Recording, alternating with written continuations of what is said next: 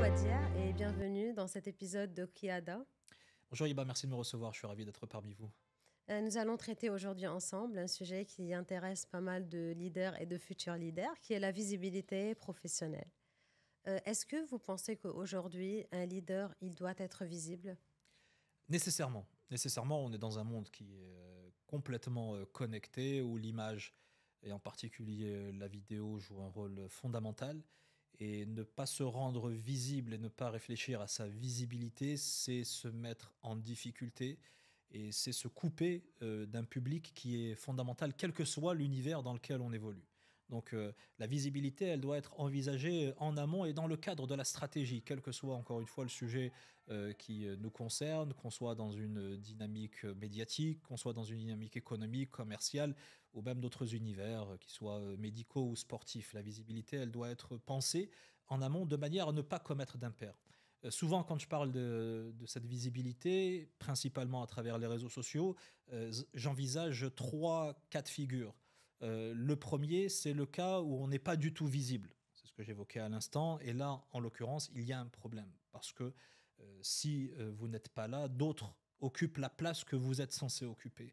Le deuxième cas, c'est lorsque vous êtes visible, mais que cette visibilité est en inadéquation avec ce que vous faites ou avec les messages que vous voulez faire passer. Et souvent, là, j'attire l'attention du jeune public qui a tendance à ne pas prendre la mesure de l'impact des contenus qu'il diffuse sur les réseaux sociaux. Je rencontre beaucoup de jeunes, des étudiants, et je leur dis avant tout de faire très attention parce que Internet a une mémoire éternelle. Rien ne s'efface d'Internet. Tout ce qui est posté sur Internet reste d'une manière ou d'une autre et pourrait ou pourra ensuite être retourné contre vous. Donc, dès l'origine, dès qu'on commence à apparaître sur les réseaux sociaux, en général dans le cadre de son parcours académique, quand on est étudiant, on participe à des fêtes, on participe à des événements sportifs, on participe à des actions associatives, il faut réfléchir ce que l'on publie dans la perspective future, de manière à ce que ce qui apparaît soit complètement conforme à la prétention qui est la nôtre, à l'ambition qui est la nôtre à l'avenir et aux objectifs que l'on poursuit. Sinon, on va se mettre en difficulté et ce que l'on publiera et qui sera complètement inadapté, inapproprié, sera ressorti a posteriori par un recruteur, par un entrepreneur, par un partenaire, et ça risque de vous porter préjudice. Donc, la visibilité, elle doit être pensée et réfléchie, et tout ce que l'on met sur Internet doit avoir un lien de près ou de loin avec ce que l'on prétend être et avec ce à quoi on veut arriver. Merci Wadia. Quel conseil vous donnez aux personnes qui ont peur ou qui hésitent de se rendre visibles?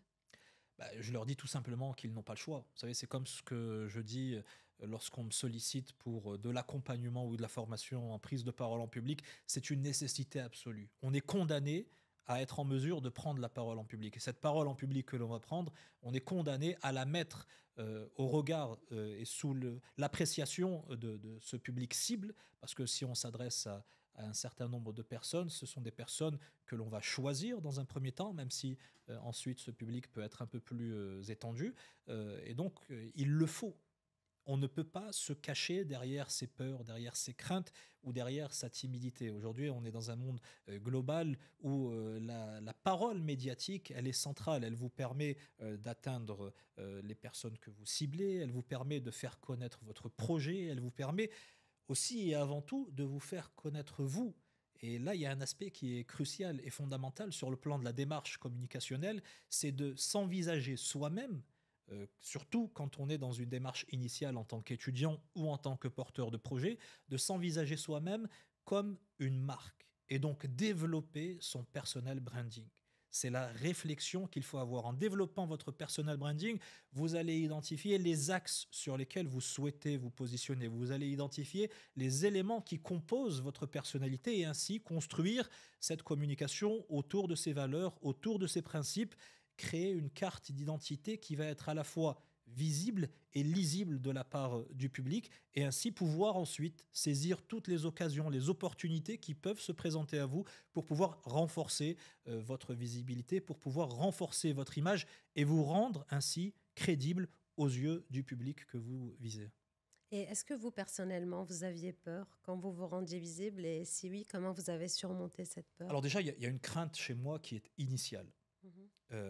Ça se voit peut-être pas, mais je vous garantis que c'est la vérité. Je suis quelqu'un de profondément timide. Et enfant, j'étais un timide maladif, c'est-à-dire que j'avais énormément de difficultés à affronter le regard des autres et à m'exprimer face à un public étranger, extérieur. Avec les copains, les camarades, ça allait à peu près. Avec les professeurs, ça allait aussi. Mais dès qu'on sortait du cadre scolaire ou du cadre familial, Mm. j'étais vraiment tétanisé. Il se trouve que j'ai eu la chance très tôt d'avoir ce rêve qui m'a accompagné pendant toute ma vie. Ça a été le rêve de devenir présentateur du journal télévisé. Et à un moment, je me suis mis face à moi-même et je me suis dit, écoute, si tu veux vraiment être présentateur du journal télévisé, si tu veux être en mesure de recevoir des invités de marque, si tu veux être en mesure d'aller sur le terrain, d'interviewer des personnalités connues ou des personnes lambda, eh bien, il faut sortir de cette peur. Et j'ai réalisé un travail absolument gigantesque, mais qui est faisable, et c'est à la portée de tout le monde, je n'ai absolument rien d'extraordinaire. Et j'ai aussi eu la chance de bénéficier de l'appui et de soutien de personnes extérieures bienveillantes. Et notamment, je me souviens très bien, je suis né dans le sud de la France, j'ai passé les 18 premières années de ma vie à Pierrelatte, un petit patelin dans le sud-est, et j'ai eu la chance de rencontrer des personnes absolument formidables. Il y a eu bien sûr mes professeurs, à qui je voue une considération et une reconnaissance éternelle. Il y a eu aussi des acteurs associatifs qui ont fait un travail fabuleux, qui nous ont accompagnés. Je dis nous parce qu'on était un groupe d'amis Mm. sur des projets notamment de réalisation d'un journal de quartier. Et petit à petit, je me suis confronté aux autres. Petit à petit, je me suis vu, je me suis imaginé journaliste. Et en m'imaginant journaliste, eh bien, j'ai sauté le pas. J'allais faire des petites interviews de personnalités locales. On présentait notre projet devant au début 10, 15, 20 personnes. Puis ensuite, on est passé à des salles de 50, voire 100 personnes. Et donc, progressivement, cette peur, cette crainte que j'avais de m'exposer au regard des autres, elle s'en est allée. Et ce qui était au début une souffrance est devenu un plaisir. Donc, vous avez plus peur maintenant. On pose souvent cette question-là. Est-ce que, malgré toutes les années, quand j'étais à la présentation du JT, est-ce que malgré toutes ces années, vous ressentez encore ou vous ressentiez encore le stress? La réponse est oui. Ce qui serait alarmant, c'est justement de ne pas ressentir ce stress. Il faut que ce soit du bon stress. C'est-à-dire, il ne faut pas que ce soit du stress qui va vous paralyser, du stress qui va vous faire perdre vos moyens. Et tout le travail en termes de prise de parole en public qui doit être fait, c'est de déployer, de développer les techniques nécessaires pour maîtriser ce stress, pour que ce soit vous qui le contrôliez et non pas lui qui vous contrôle. Ça, c'est pour le mauvais stress. Et pour le bon stress, il faut nécessairement ressentir cette pointe qui monte, cette électricité qui surgit lorsque vous êtes en direct, lorsque vous êtes face à un public de personnalités importantes. Et ce bon stress, il vous permet de vous dépasser, il vous permet de rester en éveil, de contrôler tout ce qui se passe autour de vous et de maintenir le cap, le fil, pour ne rien oublier et pour donner le meilleur de vous-même. Pouvez-vous nous donner quelques conseils sur la gestion de stress? Bah, la gestion de stress, elle passe nécessairement, et ça c'est quelque chose qui est transversal, qui n'est pas uniquement valable dans les aspects de communication, que ce soit sur les réseaux, dans les médias ou face à une assistance, c'est vraiment quelque chose qui s'applique dans tous les domaines. La gestion de stress, elle passe par la préparation. Le secret, c'est la préparation. Souvent, un public qui n'est pas averti croit que un orateur, un speaker, qui s'exprime avec facilité sur une scène, que ce soit d'ailleurs un comédien ou que ce soit un expert, eh bien, c'est quelque chose qui est naturel. C'est faux. C'est quelque chose qui est devenu naturel. C'est quelque chose qui est devenu quasi automatique à force de préparation. Un discours, une intervention, une expérience réussie qui semble fluide, facile, soyez sûr et certaine que derrière, il y a énormément et infiniment de préparation. Donc la préparation, c'est le secret. Au niveau de la préparation, pour justement être dans cette maîtrise de stress, il y a différents aspects, mais j'insisterai sur trois axes qui sont cruciaux.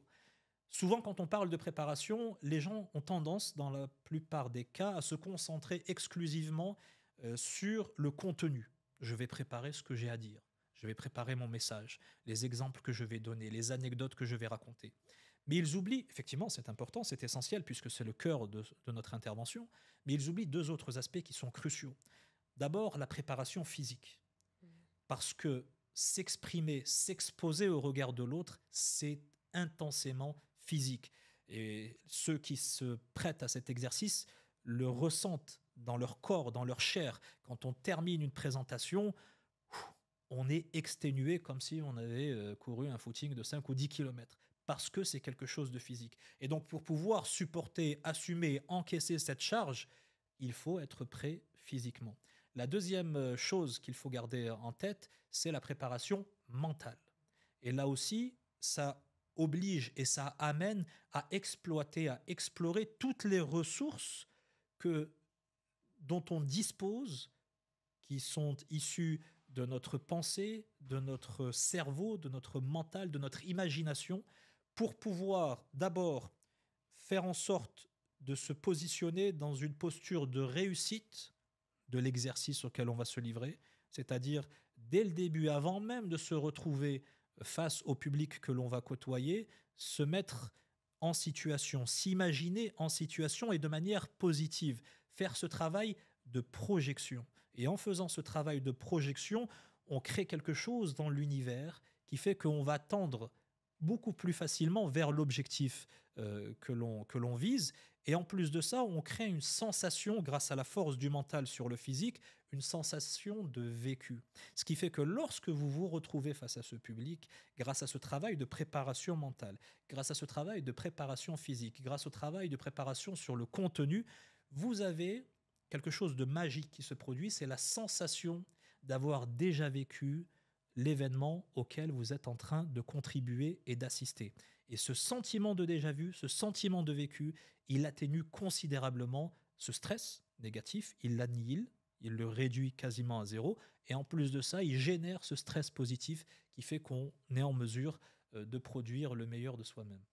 Et pour reproduire le meilleur de soi-même, comme vous dites, comment peut-on rester identique et fidèle à notre authenticité?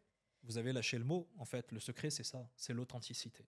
C'est-à-dire que lorsque on va s'exposer au regard des autres à travers les réseaux sociaux, à travers des capsules, des podcasts comme ce qu'on est en train de réaliser en ce moment même, il faut garder à l'esprit que l'objectif, ce n'est pas d'être quelqu'un d'autre. L'objectif, ce n'est pas de se construire un personnage. L'objectif, c'est de rester soi-même, mais de se positionner dans le contexte, dans la posture dans laquelle on doit se retrouver. Là, je suis votre invité, mais je reste moi-même. Je suis le Wadji que les gens connaissent, ont pu côtoyer de près ou de loin, mais je me positionne dans la posture de la personne interviewée qui va partager son parcours et son expérience. Et donc cette authenticité, elle est vitale parce qu'elle permet de créer de la légitimité. Le public est hypersensible à cette authenticité. Il le voit tout de suite si vous êtes là pour jouer un rôle ou si vous êtes là vraiment pour partager certaines choses. Et si cette authenticité persiste, eh bien ce public-là, il sera beaucoup plus enclin à vous écouter, à vous suivre et à vous soutenir. L'authenticité, c'est vraiment quelque chose d'essentiel. Il ne faut pas chercher à jouer un rôle, il ne faut pas chercher à être quelqu'un d'autre, il faut être soi-même, mais rentrer dans le cadre du rôle, du contexte dans lequel on est amené à intervenir. Et est-ce qu'il faut avoir un contenu parfait ou une posture parfaite pour se présenter? Ce qui est bien dans la vie, c'est que la perfection n'existe pas. Et l'avantage de ce postulat, c'est qu'on est en perpétuelle évolution, on est en perpétuelle progression. Ça, c'est un aspect sur lequel j'insiste beaucoup. C'est une question qui m'est souvent posée. Ce qui est fabuleux dans cet exercice de la prise de parole en public, dans cette démarche de s'exposer au regard des autres, de communiquer avec les autres, c'est qu'on progresse en permanence. Ça fait des années que je fais ça, que ce soit à travers mon métier de journaliste ou à travers ma fonction de modérateur ou de speaker. Et il ne se passe pas une semaine sans que j'évolue, sans que je progresse, parce que j'aurais assisté à une conférence et j'aurais vu quelques aspects très intéressants chez un speaker dont je me serais inspiré, parce que j'aurais vu une vidéo sur YouTube où j'aurais cherché peut-être à aborder certains sujets que j'ai l'habitude de traiter d'une autre manière. Donc on est en perpétuelle évolution et c'est ça qui est fabuleux dans cette dynamique de communication vis-à-vis du public, c'est qu'on est dans une matière qui est vivante. Parce que nous sommes humains, nous sommes vivants, et parce que le public auquel on s'adresse est vivant, il évolue, il change, il grandit, il s'élargit, et ça implique systématiquement, en permanence, de s'adapter à ces différents paramètres qui évoluent. Et est-ce que vous pouvez nous dire, par exemple, parce que vous avez évoqué un sujet tout à l'heure qui parlait de quand on met un contenu et que des fois on peut soit évoluer, soit aussi changer d'avis, mais que l'information, elle est là éternellement. Effectivement, ce que l'on publie reste. Oui. Mais ce que l'on publie reste et est rattaché à un contexte. Forcément, on va changer, forcément, on va évoluer.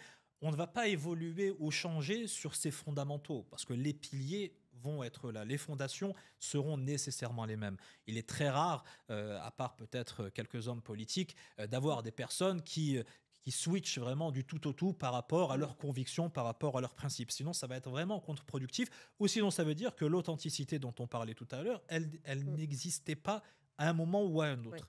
Donc l'évolution, elle est légitime parce qu'on prend de l'âge, parce qu'on vit des expériences, parce qu'on découvre d'autres choses. Donc le public qui va vous suivre va évoluer avec vous, puisque vous allez être aussi dans une démarche explicative, dans une démarche encore une fois authentique, dans une ouverture, dans un échange, dans des interactions. Eh bien, vous allez donner les clés de lecture, les clés de compréhension de l'évolution aussi de vos positions ou de vos arguments. Donc le but, c'est d'être encore une fois cohérent. Bien sûr qu'on va changer, bien sûr qu'on va évoluer, bien sûr que nos contenus ou nos techniques, ne serait-ce qu'à travers ce qui se passe sur le plan technologique. Aujourd'hui, on est en train d'assister à une révolution incroyable autour de l'intelligence artificielle, un sujet qui me passionne particulièrement. Et il y a énormément de choses induites par l'intelligence artificielle. Si je prends par exemple mon métier de journaliste, entre la manière dont je pratiquais mon métier en 2006, quand je l'ai débuté ici au Maroc, et la manière dont je le pratique aujourd'hui, ça n'a presque plus rien à voir, j'ai envie de dire, parce qu'il y a des outils considérables, extraordinaires, qui se sont présentés à nous et qui permettent de transformer la démarche. Le but est toujours le même, informer le public, vérifier l'information, être un médiateur entre l'événement et le public, mais la manière de faire a considérablement évolué grâce aux outils technologiques qui se sont déployés. Donc cette évolution dans le temps, cette évolution due aux paramètres qui changent autour de soi, cette évolution due également aux éléments qui sont intrinsèques, parce que, eh bien, encore une fois, on est amené à prendre de l'âge et à gagner en expérience, elle va être perçue, mais elle va être aussi comprise de la part du public, parce que justement, il y a les fondamentaux de la communication qui font que on fait ce que l'on dit et on dit ce que l'on fait. Et pouvez-vous nous donner quelques outils pour faire du self-branding?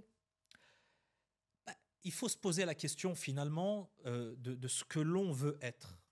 Et il y a une question en fait moi qui m'avait vraiment marqué quand j'étais plus jeune et que je me cherchais, que je me posais la question par rapport aux journalistes que je voulais être et que finalement je suis devenu. C'était une question qui avait été soulevée par un entrepreneur de la Silicon Valley et il se disait là-bas que la préoccupation de ces start-upers, de ces entrepreneurs à la Silicon Valley, c'était de changer le monde. Mhm. Et je trouvais ça au début assez prétentieux, mais en y réfléchissant, j'ai vu que c'était pertinent. Parce que si on prend la problématique de changer le monde dans sa globalité et dans son amplitude, bien évidemment qu'on n'a absolument aucune capacité, personne, à part peut-être quelques cas exceptionnels à travers des inventions qui ont bouleversé effectivement notre planète. Et encore, ces personnes-là n'étaient pas seules, mais on n'a pas la capacité de changer le monde. Par contre, si on envisage cette intention, si on envisage cette ambition sur le plan micro, sur le plan local, et si on prend en considération ce qu'on appelle l'effet papillon, eh bien, en changeant son entourage, en se changeant soi-même, en changeant l'univers qui nous entoure, le premier cercle, ben, finalement, au final, on change le monde. Le monde ne sera plus le même après les actions positives, ça c'est très important, que l'on entreprend. Et donc, la question qu'il faut se poser quand on est dans la perspective de construire son personal branding, c'est de se dire, tiens, comment est-ce que je peux changer le monde? Qu'est-ce que je peux offrir? Quelle version de moi-même peut être la meilleure pour contribuer à faire en sorte que ce monde soit encore plus beau, encore plus intelligent, encore plus efficace, encore plus solidaire. Chacun choisira le secteur, l'univers dans lequel il veut évoluer. Et quand on trouve la réponse à cette question, on identifie son orientation. Et une fois que l'orientation est identifiée, eh bien, on met en place les différentes étapes, les différents contenus, les différents principes qui doivent nous permettre de parvenir à cet objectif final ou même intermédiaire, parce que finalement, quand on arrive, une destination n'est que le départ d'un autre voyage. Les éléments qui vont nous permettre d'arriver à cette destination. Et puis après, il n'y a plus qu'à communiquer autour de ces éléments, à être cohérent avec ces éléments, les montrer, les expliquer, les mettre en évidence, se former, lire, apprendre, acquérir de l'expérience, rencontrer des personnes qui vont aussi nous rapprocher de ces univers-là, dont on va puiser de l'inspiration. Et puis c'est comme, vous savez, c'est comme un puzzle, une pièce après l'autre. Finalement, le tableau finit par être lisible et on arrive à définir et à construire et à illustrer et partager aussi son personal branding. Wadia, quelle est la responsabilité des leaders aujourd'hui d'être des rôles modèles pour les autres? Pour être très franc, la démarche qui est la mienne n'est aucunement animée par le désir d'être un modèle. Mais par la force des choses, on finit par être, et franchement c'est quelque chose de très gratifiant, une source d'inspiration. Et quand on se rend compte qu'on est une source d'inspiration, je rencontre des jeunes qui me disent c'est extraordinaire, moi aussi je veux faire ce métier parce que je vous ai vu à la télé ou j'adore ce que vous dites par rapport aux rêves ou ceci ou cela, ça, d'abord ça fait plaisir, c'est vrai, faut le reconnaître, vaut mieux ça que le contraire, mais surtout ça vous fait peser sur les épaules une responsabilité qui est considérable. Parce que effectivement, les gens me connaissent à travers ce que je partage et je le fais en toute sincérité et en toute authenticité, mais je ne l'ai jamais fait avec la volonté d'être un exemple. Je partage ce que j'ai à donner et puis c'est de l'open source. Les gens se servent et en font ce qu'ils veulent, indépendamment de ce que je suis, moi. Il se trouve que de fait, euh, certaines personnes s'inspirent de ce que j'ai pu faire ou de ce que j'ai pu dire. Et donc, encore une fois, ça crée une très très grande responsabilité. C'est vrai qu'en y réfléchissant, moi aussi, bien évidemment, je me suis inspiré d'autres personnes dans le métier de journaliste, d'autres personnes que j'ai côtoyées pendant mon parcours. Euh, et la première personne qui m'a inspiré, pour être sincère avec vous et me dévoiler un peu, ça a été ma mère. Euh, Parce qu'elle a eu un courage incroyable. Maman s'est mariée très jeune. Elle m'a eu très jeune. Et par-dessus tout, elle n'a jamais eu l'occasion d'aller à l'école. Et elle a appris à lire et à écrire en arabe et en français, et en particulier, c'était son rêve, à lire le Coran, bien après son mariage, bien après qu'elle m'ait eu, et qu'elle ait eu ensuite mon frère, Allah yarhamou, et mes deux sœurs.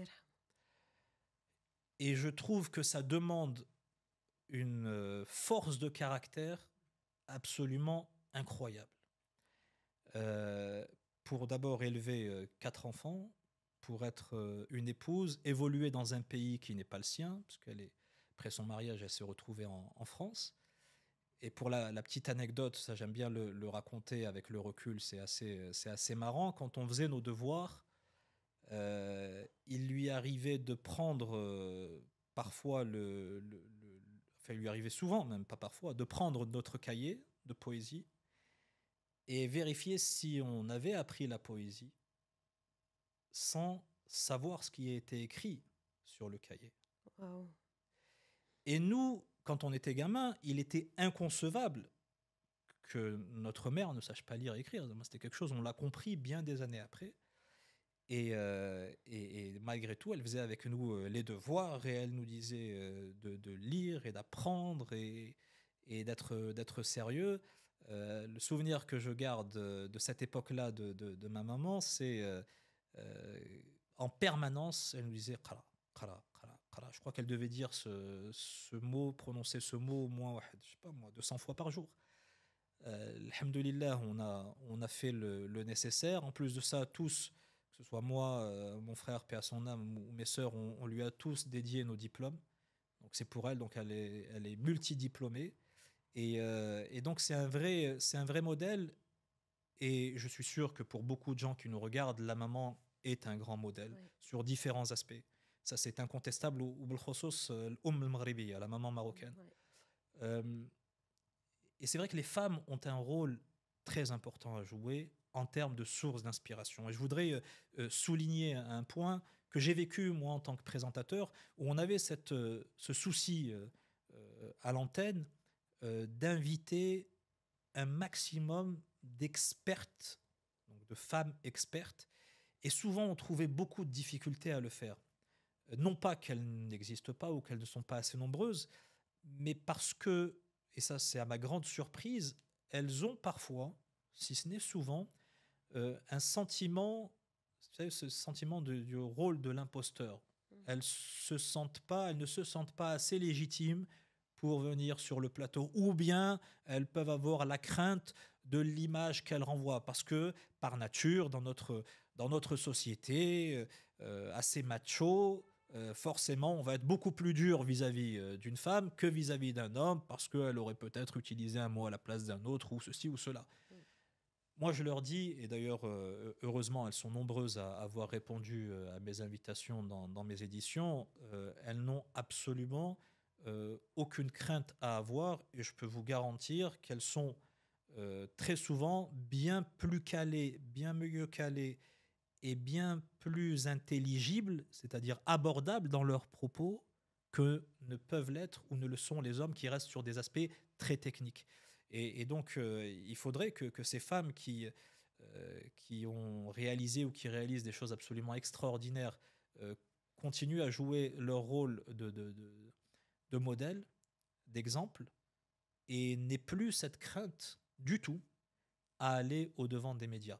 Que ce soit les médias classiques, audiovisuels, ou que ce soit a fortiori, et là il y a un vrai levier, et ça va permettre de rattraper un certain retard, les médias nouveaux que sont les réseaux sociaux ou autres types de supports audiovisuels.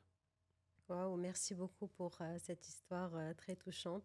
Vous m'avez mis les larmes aux yeux. C'était vraiment très impressionnant de savoir que votre mère était un rôle modèle et on la salue également. Ça va lui faire plaisir. Pour finir, Wadia, quel conseil pouvez-vous donner aux futurs leaders? Les futurs leaders, sans prétention aucune, ont vocation à devenir des exemples. Qu'ils le veuillent ou non d'ailleurs. Parce que en tant que leader, on est là pour manager, pour orienter, pour montrer la voie. Donc ceux qui ont cette ambition de devenir des leaders doivent déjà, dans leur démarche, garder à l'esprit que non seulement ils vont faire les choses pour eux, mais ils vont aussi les faire pour les autres. Et ça permet d'éviter de nombreuses erreurs, ça permet d'éviter quelques écarts et surtout d'être conscient dès le début de la responsabilité qui vous incombe. Pour ne rien vous cacher, moi j'ai jamais eu la prétention de servir d'exemple. Honnêtement, moi si on m'avait dit ça quand j'étais gamin, j'aurais dit vous vous trompez de personne. Mais finalement, les choses se sont imposées à moi et je les accueille avec plaisir. Mais ça a généré une responsabilité à laquelle j'ai été confronté de manière assez brusque. Et puis je l'assume et je le vis très bien. Mais j'invite ceux qui ont cette intention et qui en sont conscients dès à présent, ce que je n'étais pas moi à l'origine, eh bien à prendre cet aspect-là en considération parce que quand vous croisez quelqu'un et que vous voyez dans ses yeux espèce de poussière d'étoiles parce que vous avez fait des choses qui lui ont parlé, qui l'ont inspiré, qui l'ont aidé, qui l'ont orienté, qui lui ont ouvert les yeux sur quelque chose. Il y a ce plaisir absolument extraordinaire, j'ai envie de dire cette fierté, mais dans le bon sens du terme, c'est-à-dire cette fierté personnelle, de se dire mon Dieu, merci, je suis utile. Mais il y a également cette responsabilité. Et cette responsabilité, il faut l'assumer et pour boucler la boucle, de la même manière que nous sommes condamnés à aller au devant du public et à communiquer et à aller dans les réseaux, dans les médias, etc., nous sommes également, lorsque nous avons cette chance de devenir leader, condamnés à être à la hauteur de la responsabilité qui nous incombe à travers cette fonction. Merci beaucoup, Adia, d'être présent aujourd'hui avec nous. Merci à vous, j'étais ravi.